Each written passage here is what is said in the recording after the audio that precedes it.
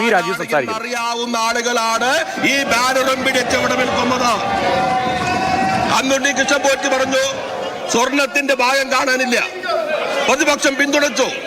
എവിടെ നിന്ന് കിട്ടി സാർ സ്വർണത്തിന്റെ ഭാഗം?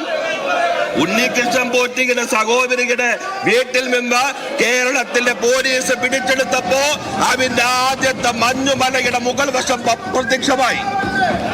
ഞങ്ങൾ ഹൈക്കോടതിയിൽ പറഞ്ഞു, ഹൈക്കോടതിയുടെ മേൽനോട്ടത്തിലുള്ള ഏത് അന്വേഷണത്തിനും ഞങ്ങൾ തയ്യാർ. ആ അന്വേഷണം ഇപ്പൊ എവിടേക്ക് പോയിക്കൊണ്ടിരിക്കുന്നു സാർ? ലോകത്താദ്യമായി കോൺക്രീറ്റുള്ള സ്വർണ്ണക്കൊടി മരം ചിതല് പിടിച്ചു എന്ന് കണ്ടെത്തിയ അസാധാരണ വൈഭവമുള്ള ആളുകളാണ് സാർ കോൺഗ്രസുകാർ. അപ്പൊ അതെല്ലാം സമൂഹത്തിൽ ചർച്ച ചെയ്യും.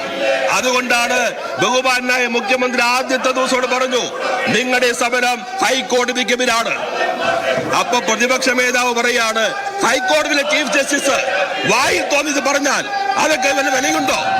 കേരളത്തിന്റെ ചരിത്രത്തിൽ ഇതുവരെ ഏതെങ്കിലും ഒരാൾ പൊതു ചുമതല വഹിക്കും ഒരാൾ ഹൈക്കോടതിയെ കുറിച്ചോ ഹൈക്കോടതി ചീഫ് ജസ്റ്റിസിനെ കുറിച്ചോ ഇത്രയും തരം താണ അധിക്ഷേപം നടത്തിയിട്ടുണ്ടോ? അപ്പൊ അതുകൊണ്ട് ഇവർ ഹൈക്കോടതിയെ ഭയപ്പെടുന്നു. ഹൈക്കോടതി പ്രതിപക്ഷ നേതാവിനോട് ചോദിച്ചു, പബ്ലിക് ഇൻട്രസ്റ്റ് ആണോ പബ്ലിസിറ്റി ഇൻട്രസ്റ്റ് ആണോ? ഈ പബ്ലിസിറ്റി ഇൻട്രസ്റ്റിന്റെ നരേറ്റീവ് കേരളീയ സമൂഹം തിരിച്ചറിയും. അദ്ദേഹം വളരെ സത്യസന്ധമായി പ്രതിപക്ഷ നേതാവ് പറഞ്ഞു, ഞങ്ങളുടെ നരേറ്റീവ് പഞ്ചായത്ത് തെരഞ്ഞെടുപ്പിൽ പ്രവർത്തിച്ചു, അടുത്ത നരേറ്റീവ് ഞങ്ങൾ തയ്യാറാക്കിക്കൊണ്ടിരിക്കുകയാണ്. ആ നരേറ്റീവ് കൃത്രിമം നിറഞ്ഞ നരേറ്റീവ് കേരളത്തിൽ ചെലവാകില്ല എന്നുള്ളത് പ്രത്യേകമായി ഈ സഭയുടെ ശ്രദ്ധയിൽപ്പെടുത്താൻ ഞാൻ ആഗ്രഹിക്കുന്നു.